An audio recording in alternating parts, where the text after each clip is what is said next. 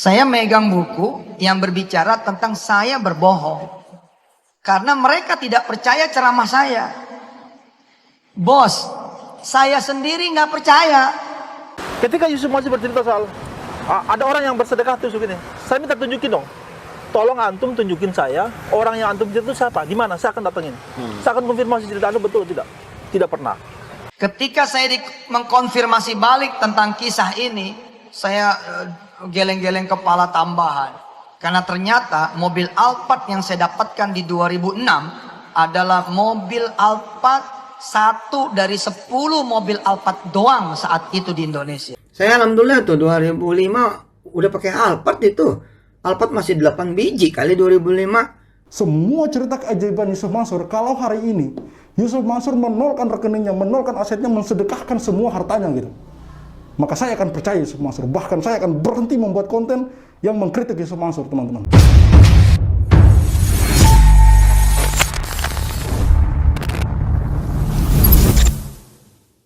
Bismillahirrahmanirrahim. Assalamualaikum warahmatullahi wabarakatuh. Kembali bersama Salih Tawalid.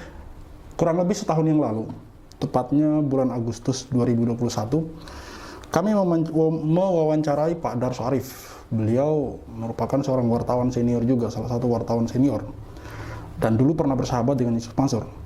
Pak Darso Arif ini adalah salah satu penulis buku tentang Yusuf Mansur. Ada juga di sana Ustadz Tabrani LC yang juga menulis buku tentang Yusuf Mansur, terus Muhammad Yusuf. Mereka ini adalah orang-orang yang menulis buku tentang sepak terjang Yusuf Mansur, segala kebohongan-kebohongan Yusuf Mansur gitu. Oke.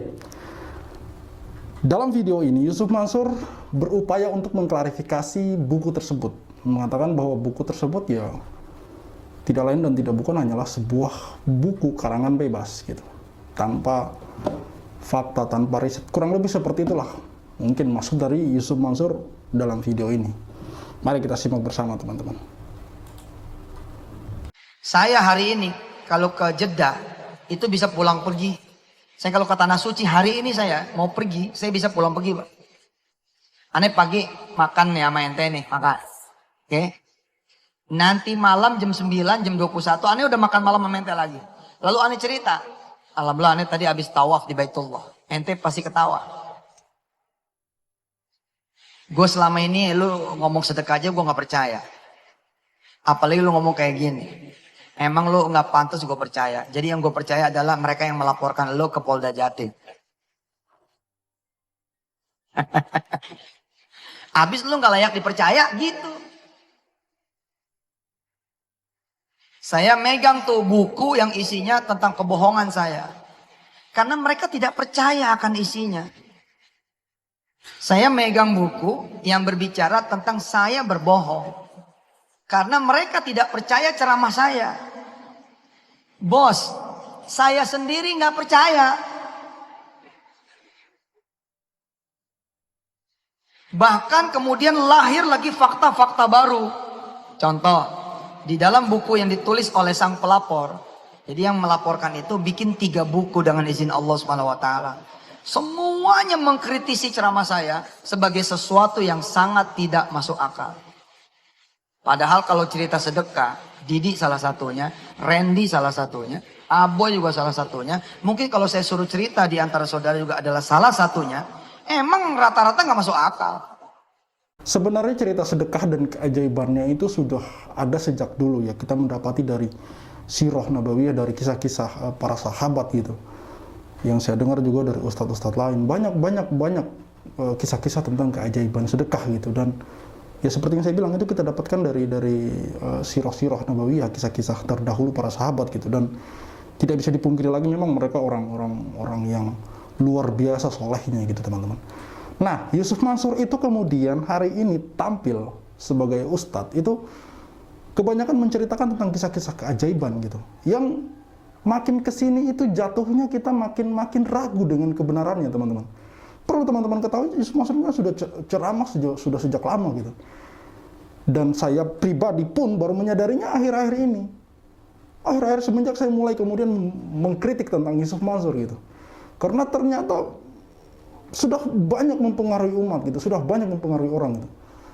Saya berikan beberapa contoh tentang kisah Yusuf Mansur yang menurut saya janggal gitu. Nanti kita akan simak juga penuturan dari versi dari Pak Darso gitu. Di sana ada kisah dia tentang dia berdialog dengan semut. Semut itu menghabiskan roti tinggal minyaknya, itu aja lucu gitu. Dalam penjara dia berdialog dengan semut hingga kemudian dia memberi roti semut tersebut dan kemudian dia mengira ada seorang malaikat yang menyamar menjadi sipir membawakan nasi padang berapa bungkus gitu. Satu. Yang kedua, dia mengatakan dia naik pesawat sampai 1000 kali dalam setahun. Itu sudah pernah saya upload juga dalam konten saya. Sampai saya hitung gitu. Kalau 1000 kali dia naik pesawat dalam setahun kan 360 hari teman-teman. Berarti setiap hari dia naik pesawat. Bagaimana ceritanya itu? Orang berkegiatan bisa naik pesawat dalam satu hari 1 kali naik pesawat. Terus dia nggak berkegiatan gitu, cuma naik pesawat terus. Itu. Yang terakhir yang dulu pernah saya meminta untuk diklarifikasi atau dikonfirmasi, itu dia pernah katanya mengunyung-unyung seorang anak kecil yang sekarang ini kemudian menjadi dubes di Eropa Timur. Saya cuma meminta Eropa Timur itu negara mana dan orangnya siapa kan bisa kita cari sekarang. Maksudnya kita bukan tidak mempercayai ceritanya gitu. Tapi yang bikin kita tidak mempercayai ceritanya adalah ketika kita meminta itu dibuktikan, dia tidak bisa buktikan gitu. Apakah kita hanya mau percaya buta-buta? Kan tidak mungkin. Hari ini kita harus masyarakat kita itu diedukasi untuk bisa smart gitu. Selama ceritanya itu bisa dikonfirmasi, bisa kita bertabayun, harusnya bisa dong. Tokoh-tokoh yang dia ceritakan dalam cerita keajaiban dia itu kan ada gitu. Pak Darso dalam hal ini sebagai penulis buku yang dimaksud oleh Yusuf Mansur, itu menulis buku tentang itu, tentang kebohongan itu, karena Pak Darso Arif dalam wawancara kami dengan beliau mengatakan, setiap kali beliau ingin mengkonfirmasi tentang orang-orang, tentang keajaiban cerita Yusuf Mansur, orang-orang dalam cerita keajaiban Yusuf Mansur tidak merespon teman-teman. Yusuf Mansur tidak merespon sampai akhirnya Pak Darso kemudian menulis, salah satunya menulis buku. Mari kita simak videonya teman-teman. Ketika Yusuf Mansur bercerita soal ada orang yang bersedekah tuh begini, saya minta tunjukin dong. Tolong antum tunjukin saya orang yang antum cerita itu siapa, di mana, saya akan datengin. Saya akan konfirmasi cerita antum betul tidak. Tidak pernah. Itu yang pertama. Yang kedua, begitu saya mau menulis, saya selalu bertanya kepada dia. Saya masih panggil dia Ustadz. Saya mau menulis seperti ini. Ini temuan saya. Anda punya tanggapan nggak? Tidak pernah. Oke, saya menulis. Setelah saya menulis, saya kirim lagi ke dia. Masya Allah. Jadi Bapak awal membongkarnya itu dari Bapak pengen mengklarifikasi pengalaman-pengalaman empiris yang katanya beliau langsung lihat itu. Loh, saya ini kan begini-begini juga berangkat dari wartawan. Saya juga diajarin, Masya Allah, bagaimana yang namanya investigasi, bagaimana namanya cover buat site, bagaimana namanya macam-macam itu, teori-teori jurnalistik itu, saya sedikit banyak ngerti juga gitu loh. Tapi semua klarifikasi saya, minta tanggapan saya, tabayun saya, Yusuf Mansur menutup diri. Yang ada dari Yusuf Mansur, sudahlah, nggak usah lah, yuk kita ngopi-ngopi aja, yuk kita makan siang aja gitu. Dan itu selalu ditanggapi seperti itu. Dan ini berbau duit semua. Saya berbau duit. Lama-lama HP saya, nomor saya diblokir dia gitu.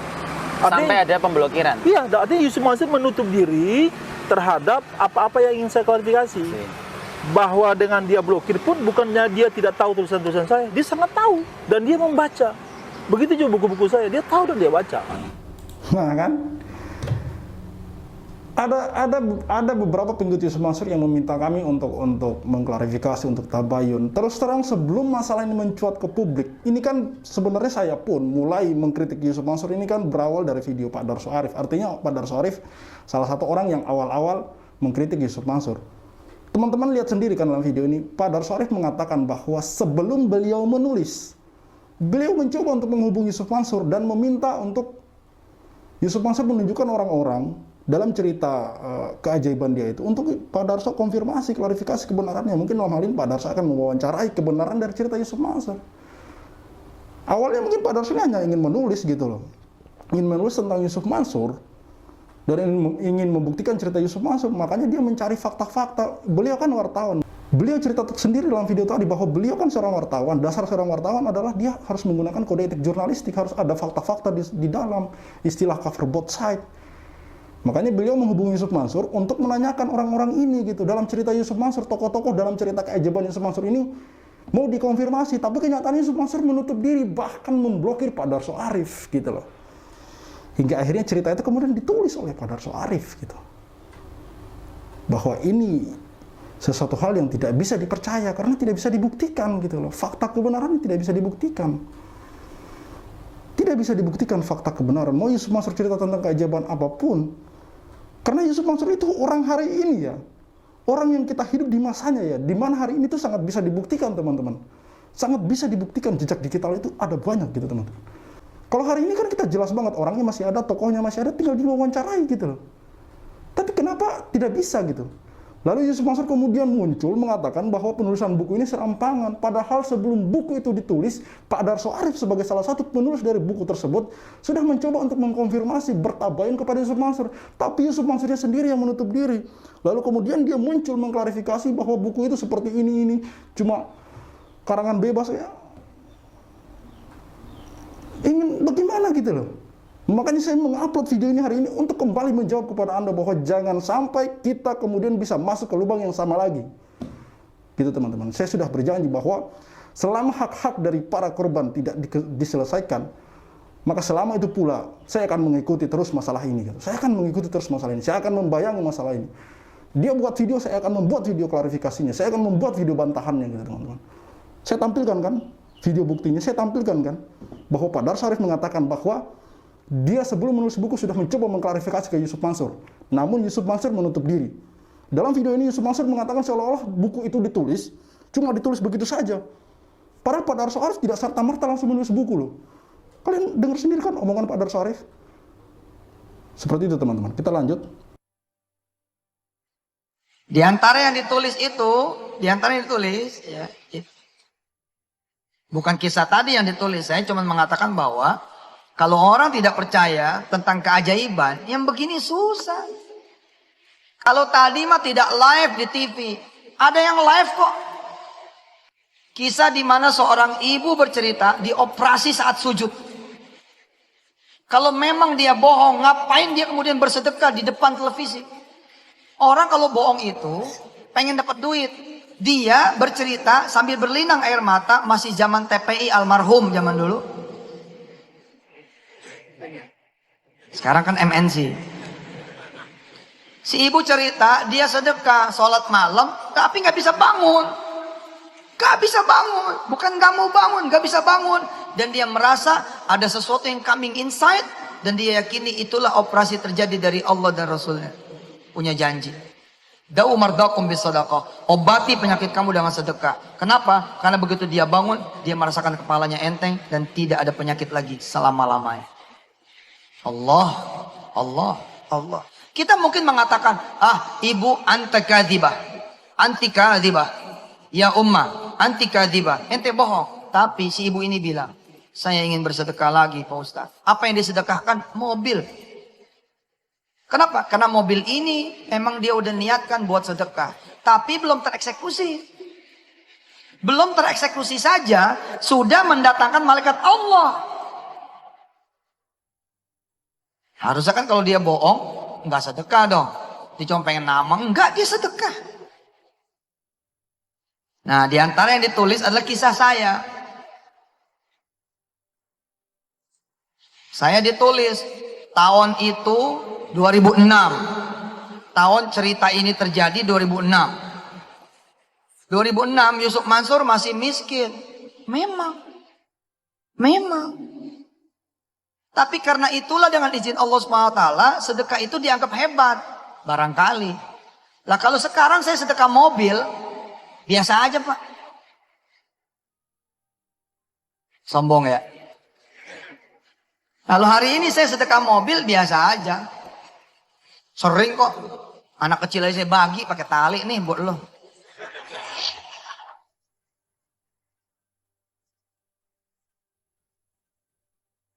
Si penulis menulis. Siapa yang percaya Yusuf Mansur yang masih miskin, belum terkenal sedekah mobil. Tambah nggak percaya lagi. Katanya habis sedekah mobil Nissan Serena, saya dapat Alphard. Dia bilang 2008 saja mobil Alphard itu baru diproduksi. Kok saya sudah bisa bilang 2006 saya dapat mobil Alphard? Bohong ini. Masya Allah Pak, yang ngasih masih hidup. Yang ngasih masih hidup. masih bisa saya hadirkan di Istiqlal. Dan saya baru tahu, semalam saya kotak-kotakan. Kan saya pegang tuh bukunya. Teman-teman bilang, laporin balik. Sudah, saya bilang, saya sudah laporkan balik. Tapi ke Allah Subhanahu wa Ta'ala. Kita punya hasbunallahu wa ni'mal wakilu, ni'mal maula wa ni'man nasiru, la haula wa la quwata illa billahil aliyil azim. Banyak yang tidak percaya sama saya, ya biasa aja lah. Oh, Nabi Muhammad juga ada yang beriman dan ada yang kafir. Ada yang sudah menjadi sahabat Nabi kafir banyak, nggak masalah. Ketika saya mengkonfirmasi balik tentang kisah ini, saya geleng-geleng kepala tambahan. Karena ternyata mobil Alphard yang saya dapatkan di 2006 adalah mobil Alphard, satu dari 10 mobil Alphard doang saat itu di Indonesia. Saya bilang, wow, jadi saat itu cuma 10 mobil Alphard di Indonesia. Iya Ustaz, cuma 10. Salah satunya itu yang disedekahkan ke Ustaz. Lah makin geleng-geleng kepala lagi aja saya. Allah, saya bilang. Teman-teman ingat ya, kalau lupa diputar kembali videonya. Di situ Yusuf Mansur jelas-jelas mengatakan dia disedekahin Alphard itu tahun 2006 dan orangnya mengkonfirmasi bahwa Alphard itu 1 dari 10.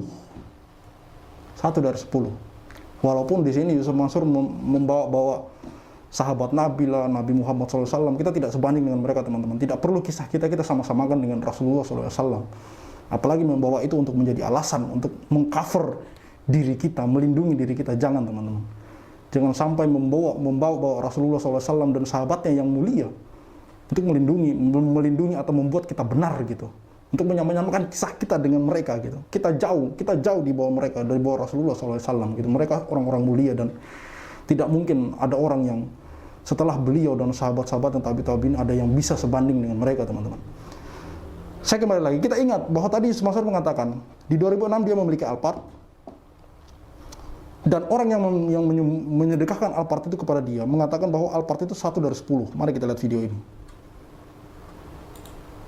Ini adalah video klarifikasi line Yusuf Mansur yang diupload tahun 2021 bulan April. Ini saya ambil dari Facebook, akun Facebook Yusuf Mansur New ya. Saya nggak nyangka ya peristiwa ini kemudian jadi kemana-mana. Nah, lumayan bertahun-tahun tuh yang minta sopir saya, minta sopir saya. Saya alhamdulillah tuh 2005 udah pakai Alphard itu. Alphard masih 8 biji kali 2006 tuh. Alhamdulillah izin Allah Subhanahu wa Ta'ala. Subhanallah dah. Rezeki mah bukan main dah, karena sedekah itu luar biasa. Nah kan, tadi dia bilang 2006, sekarang 2005. Di video lain nanti saya akan tampilkan di video selanjutnya setelah konten ini saya akan upload, karena sebenarnya tadi saya mau satukan semua tapi saya pikir nanti itu mengganggu fokus. Nanti saya bikin video khusus lagi untuk si Wirda Mansur ya.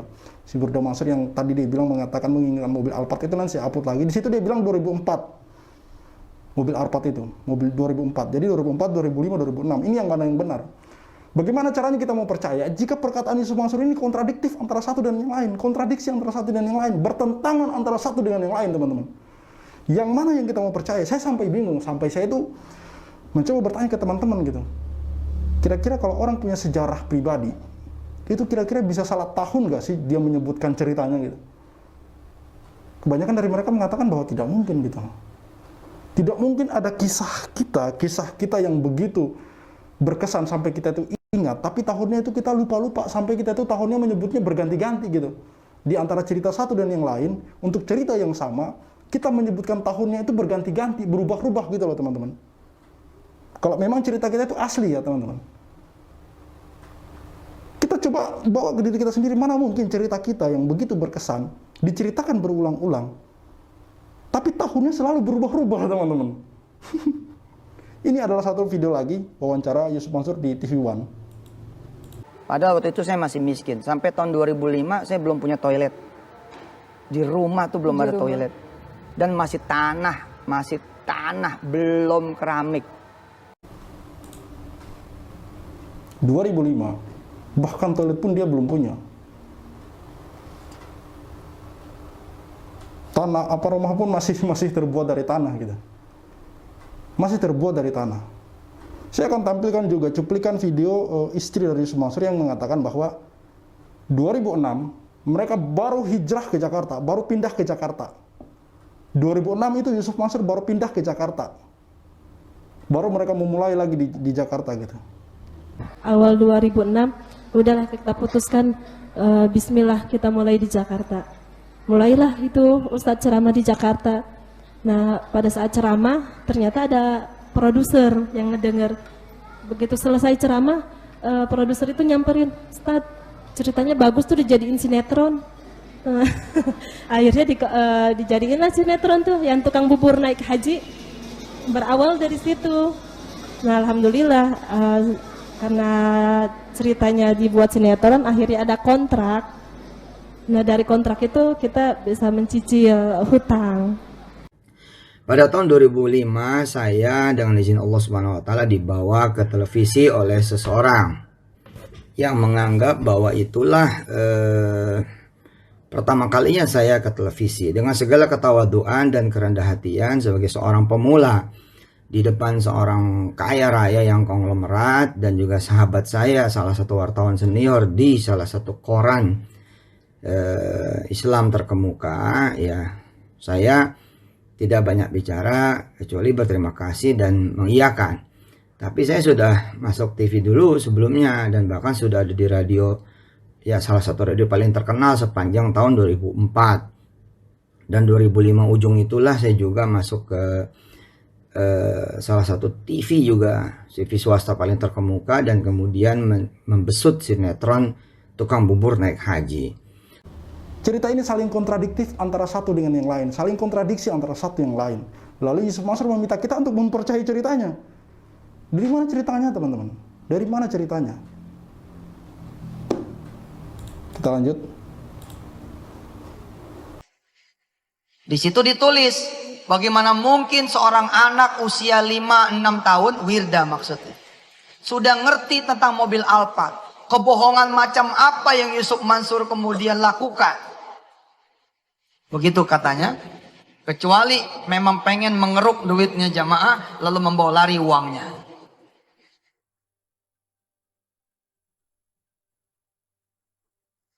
Kalau Anda diomongin sama orang, jangan marah. Lebih harus berterima kasih. Karena dia menjadi sapu buat Anda semua. Anda disapu dari kekotoran, kedengkian, kebusukan, keburukan, dosa dan maksiat. Toh kitanya yang memang masalah kan. Kita kan yang punya dosa toh. Mungkin dosa kita bukan di A tapi di B. Munculnya jadi C. Jadi saya terima aja. Ya seperti itu. Sebenarnya masih ada lanjutannya, nanti saya cantumin link sumber aslinya dari video ini, karena menurut saya yang penting cuma itu. Yang penting saya ingin memberitahukan kepada teman-teman bagaimana kontradiksinya perkataan Yusuf Mansur dengan yang lain. Ini video saya ingin menunjukkan kepada teman-teman, karena di sini Yusuf Mansur mencoba menjawab tentang buku-buku yang ditulis oleh Pak Darso Arif, buku-buku yang ditulis tentang Ustadz Tabrani LC, buku-buku yang ditulis oleh Haji Muhammad Yusuf, teman-teman. Di sini dia mengatakan seolah-olah buku itu hanyalah buku fiksi yang dikarang bebas gitu.